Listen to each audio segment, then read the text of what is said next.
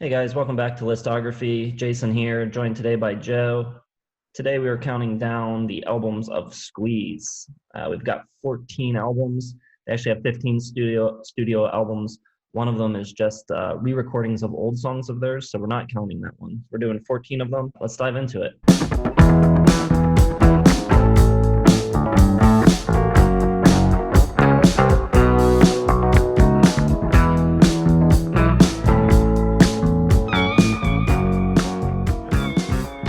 Before we get into our lists, I kind of want to talk a little bit about our experiences with Squeeze. Normally on this channel, I would say just about every band that I've covered, I have known pretty well. There may be instances like with Aerosmith where there was one album I hadn't heard before, but with Squeeze, I think we're a little less familiar, admittedly. I have three of their records on vinyl. I have their debut, I have Argy Bargy, and I have East Side Story.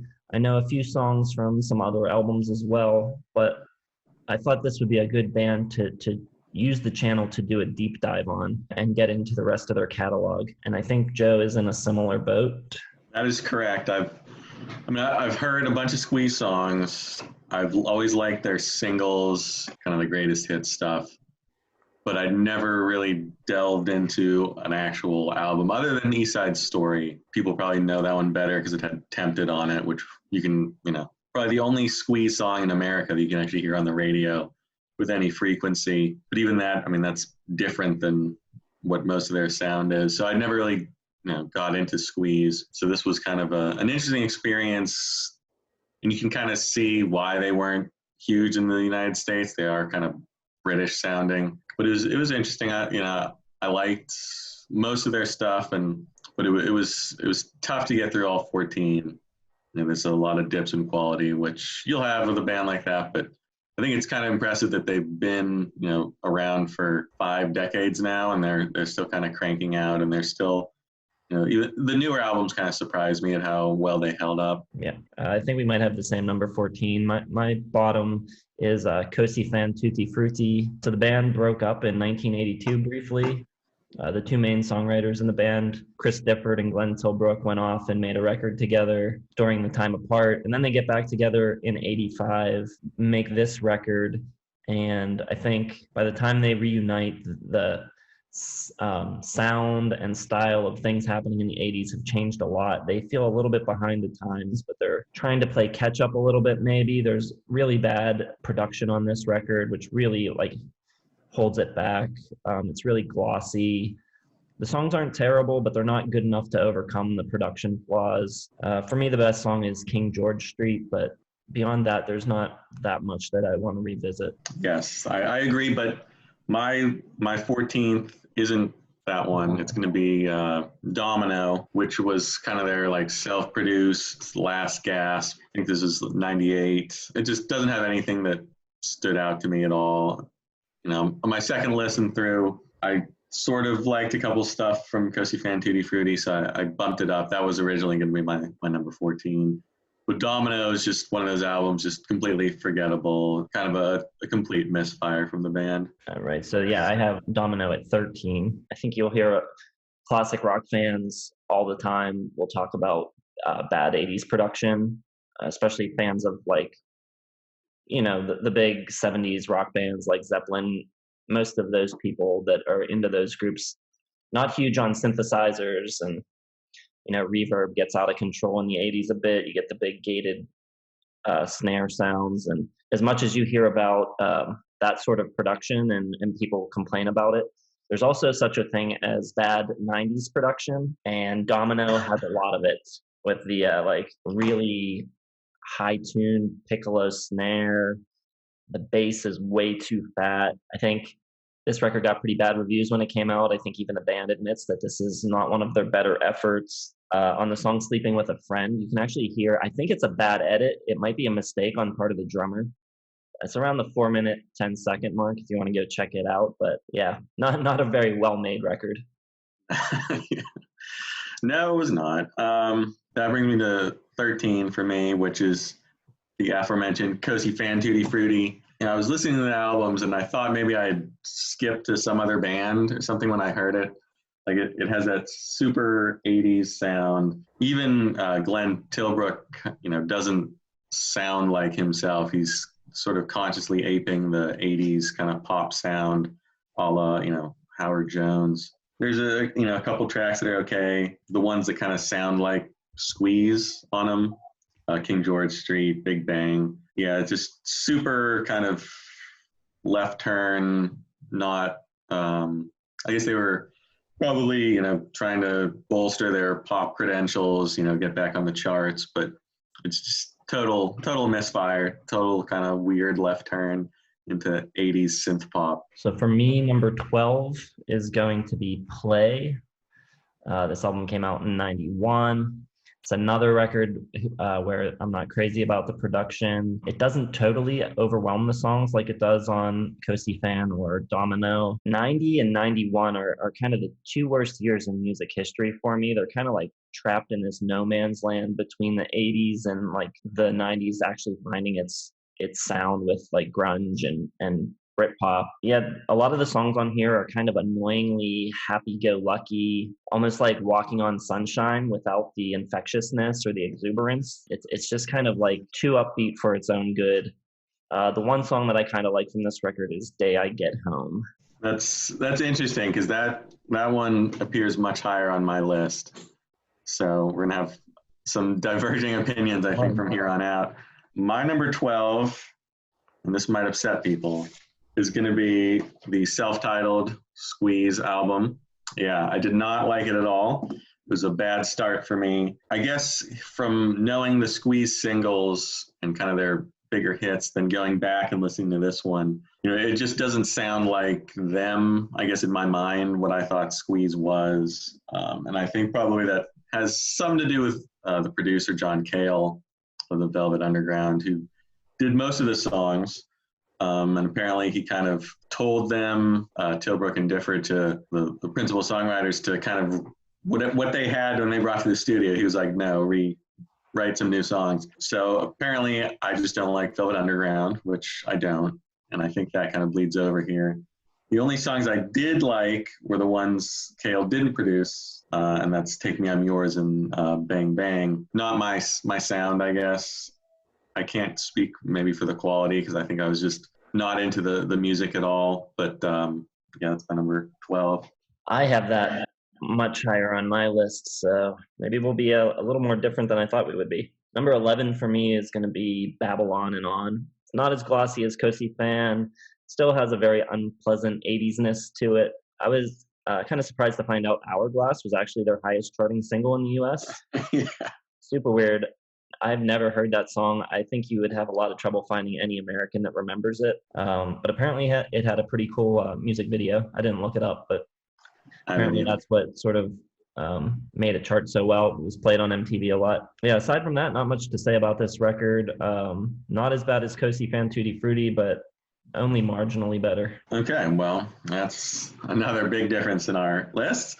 My number 11 is going to be Ridiculous, which came out in the mid-90s, right before Domino. It's another one for me that kind of just all blended together. There's nothing that really stood out on this at all. I barely remember listening to it. It's one of those kind of albums kind of blends together with the rest of their kind of 90s output. And I think this was before Domino, which is kind of their end of their 90s output.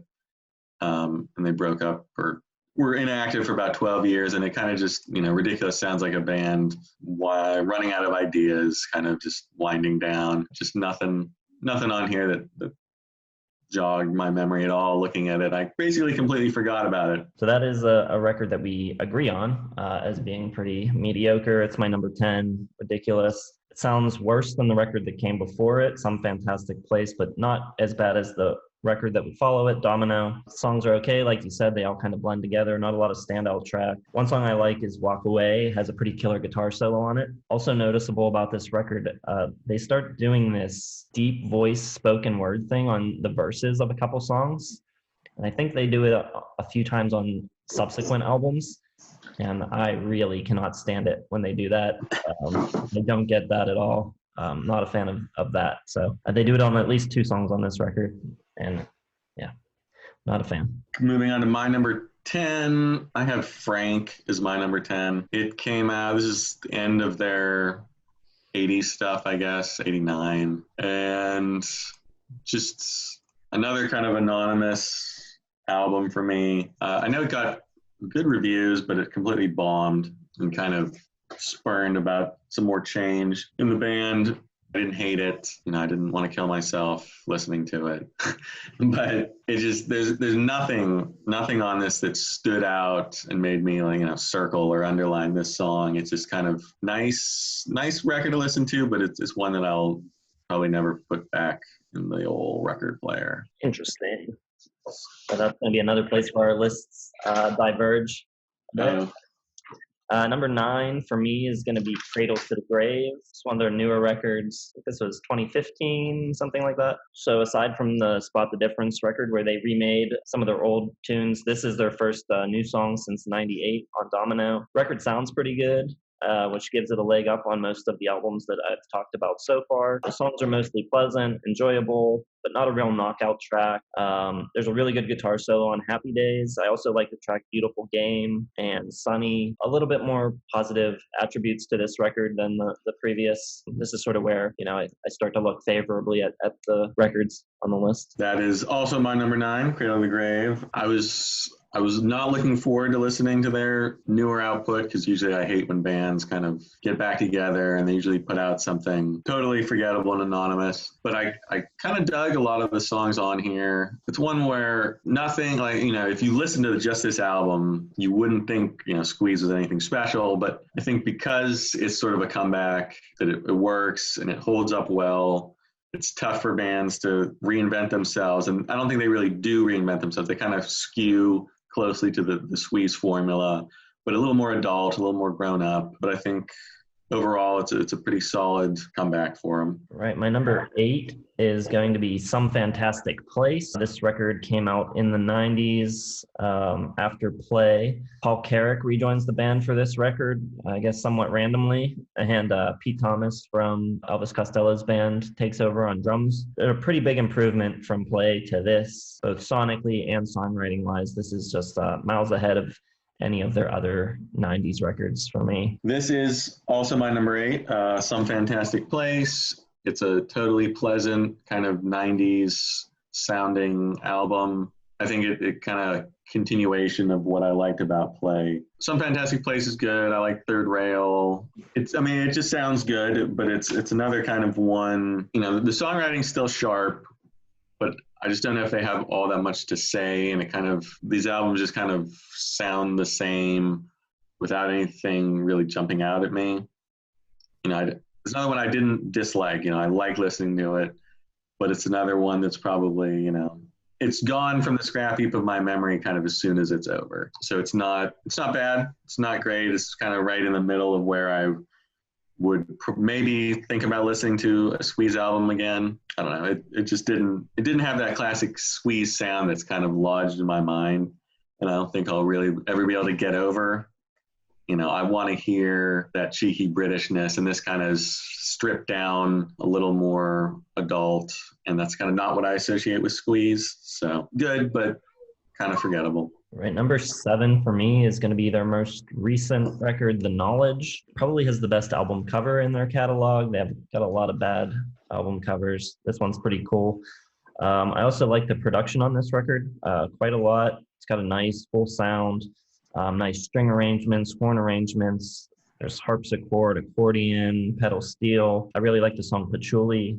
And the song The Ones also has a really great guitar solo. They don't have a lot of guitar solos on their records, but when they put one in there, it's usually pretty killer. Yeah, that's one of the things I've noticed that I really noticed listening through their discography. The first time they busted out a guitar solo, and I forget exactly when, the first one, it might be on Cool for Cats. It just kind of takes you back because it's really good, and I wish they would add a couple more, because there's the one, he has a really unique kind of style, Chris Difford, or actually I don't know who does the solos, if it's Difford or Tilbrook. Whoever does it, I wish he would do it a little bit more, because he has a great sound. Anyhow, that brings me to my number 7, which again, this is 3 in a row.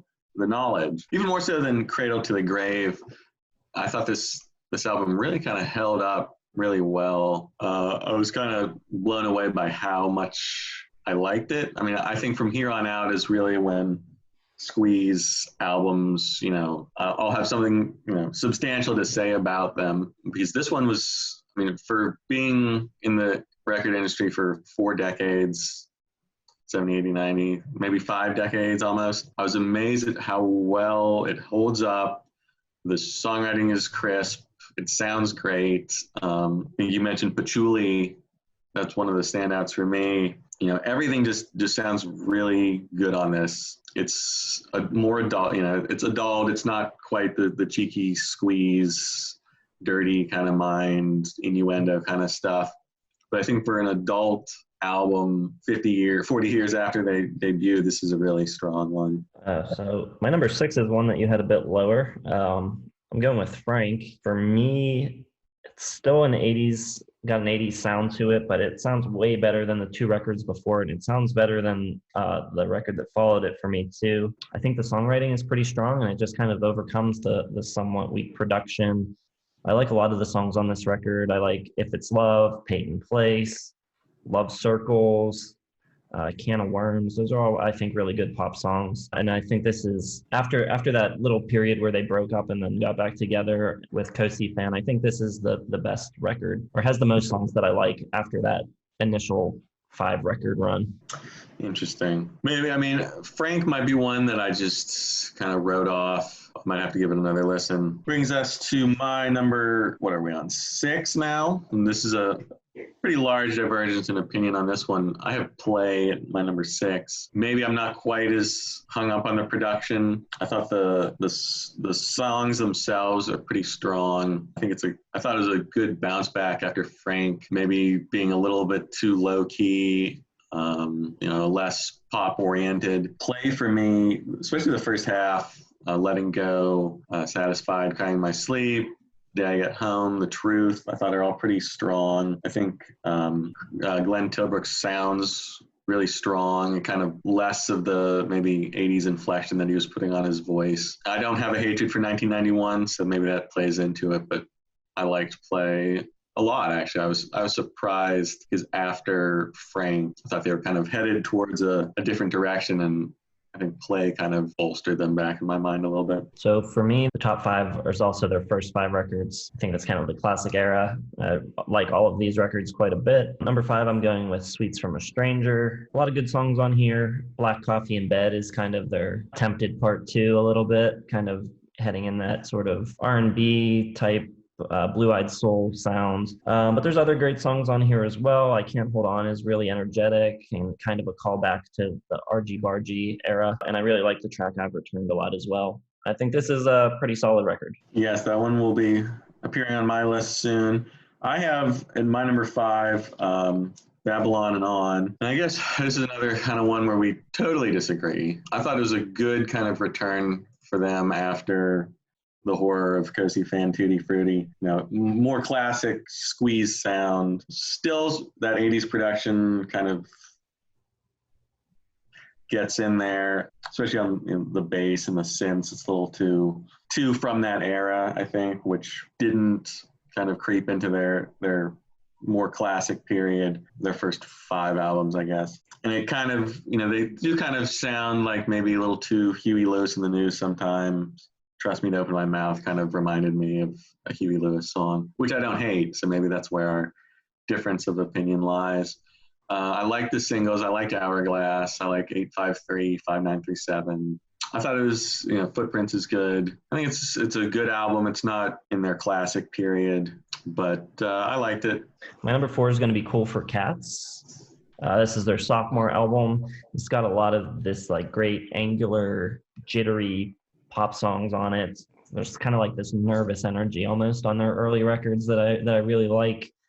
The tempos are a lot faster on the first few records as well, something that I think their later records could have used more of. They sort of settle into like this mid-tempo type of jangly pop, and it's missing some of this energy. But I think Up the Junction is one of the most perfect pop songs ever written. I think it's great. Other great songs on this record as well, like Slap and Tickle, Review, Goodbye Girl. Yeah, this is just a really, really strong record. I'm not quite there yet. I have to go through Sweets from a Stranger first. That's my number 4. Yeah, I think it's a sort of a continuation of East Side Story. The band, for some reason, doesn't like it that much, but I think it's really good. Like you were saying, Black Coffee in Bed is really strong. It is kind of like a continuation of Tempted. You can kind of hear the Elvis Costello influences on this, even if he didn't produce it like he did East Side Story. There's horns and strings, strong muscular bass lines. I think the beginning maybe throws some people off because it's a little spotty, but I think on the second half it really settles into kind of a real classic Squeeze sound. Number 3 for me is going to be their debut record. So I think this is the biggest difference in our list. Yes. Just more of that jittery, angular nervousness, I guess you'd call it. This record is pretty rough around the edges, which may be why you didn't like it so much. And as you mentioned, John Cale made them throw out all the songs that they brought to the sessions. And so there's just a real spontaneity to this. It's kind of just like plug in and let it rip. And I like that about it. Kind of a fun record in that way. I like Sex Master a lot. Bang Bang is cool. Take Me, I'm Yours, and First Thing Wrong are my favorite tracks. Yeah, I don't know why. Something just, I think after hearing their later stuff, like going back and listening to Squeeze kind of just took me aback by how raw it was. Maybe a little too raw for my tastes. My number 3, however, is going to be East Side Story. I think this is what most people kind of associate Squeeze as sounding like. But it's a little different than, Argy Bargy and Cool for Cats and their debut. It's a little stripped down a little bit. They're trying different sounds. It's not quite as herky-jerky and hectic. Some pop, some country rock, rockabilly. It's very glossy. Elvis Costello produced this record, even though I guess some people, he produced it, but he didn't have, a heavy hand on it, I guess. He was sort of more like inspiration and, a guide sort of guru for this record. But, it's slowed down a little bit. It's a little less tempo or fast tempo than maybe their first 3 albums, but the songs are really great. In Quintessence, Someone Else's Heart, Tempted, it starts out really strong. Is That Love is a really kind of good, slice of modern life kind of lyrics. F-Hole's kind of got a cool sound to it. There's no bad tracks really on this one. And I think, them trying a whole bunch of different sounds helps, but it maybe not quite, in my mind, holds up as good as their second and third albums. My number 2 is going to be East Side Story. I agree with pretty much everything you said. This is them breaking a little bit from the sort of punky new wave type of thing, dabbling in other genres. The songwriting, though, is still really strong. Tempted, of course, is great. In Quintessence, Someone Else's Heart, Is That Love, Labeled with Love. Just a lot of good songs. Very solid. To my number 2, and I have Cool for Cats is my number 2. It's cheeky, some body lyrics on there, classic Squeeze sound, that kind of, a little punk, little new wave, power pop. It's just, they have a really unique sound with the great keyboards from Jules Holland. I think it's got their first solo. It's So Dirty, I think, is like the first time they busted out, and it's this great solo. It's kind of completely out of left field, but you have songs like Up the Junction, which is, like you said, almost a perfect pop song. I love the structure, no chorus on it. It's just stream of words, and it just really works. The lyrics are really sharp, biting, kind of turn at the end there really kind of gets you by the, it's a real heart kind of wrencher, the way he kind of shifts the song towards a very sad ending. But other than that, it's kind of got this dirty working class sound to it. Cool for Cats the song is great. Slap and Tickle, Review, it's all really good, sharp songwriting, and I really like kind of the unique sound that they kind of got to on this album. Well, it looks like we have the same number 1, so it looks like Kranzer needs to be listening to some Squeeze. Yeah. My favorite Squeeze record is Argy Bargy. As good as the songwriting is on East Side Story, to me, this is just the perfect blending of like their songwriting maturing, but them still having that energy of their early records. Pulling Muscles from a Shell is fantastic. So is Another Nail in My Heart and Separate Beds and on and on. The whole record's just fantastic. And kind of the reason I wanted to dig into the rest of their catalog and do this deep dive. Yeah, I mean, Argy Bargy, I'm not sure how you pronounce it. It's one of those super British things, which is, I think, some of the charm of Squeeze is they're very much from their country. You know, maybe that's why they didn't do so well in the States, because they do kind of adopt this very British, you know, their terminology, they have songs called I Think I'm Go-Go and Farfisa Beat, which probably mean nothing to anyone in the United States.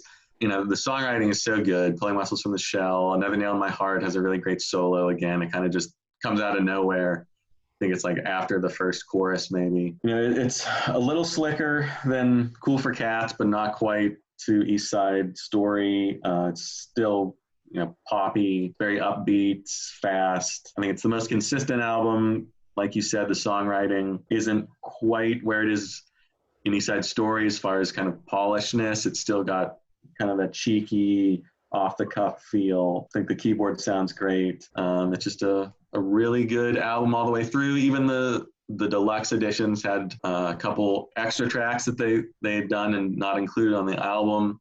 And I found myself really liking those. So maybe this is just the perfect period for Squeeze for me. Agreed. Well, what's up, everybody? It's Ryan from Lithography, and I am here to confront the Triple Crown situation we've got with Squeeze here. You guys are going with Argy Bargy. In the history of this relaunch stage of our channel, we have only had the trifecta for Aerosmith so far with Toys in the Attic. And it's very close, but it's going to stay that way. I am going with Cool for Cats as the best album by Squeeze. Sorry, Joe and Jason. Back to you. I guess people can let us know, people that have been listening to Squeeze for a long time and are big fans, they can let us know where we maybe need to go back and revisit records that maybe we ranked lower, tell us where we're missing the boat. But yeah, I enjoyed the experience of doing a band that maybe I wasn't as familiar with, even though maybe the video is less informative for others. But yeah, that was another episode in the books. We'll be back. We're going to do a top 10 songs like always. Stick around for that, and like, subscribe, hit the bell, comment below, and we will see you next time.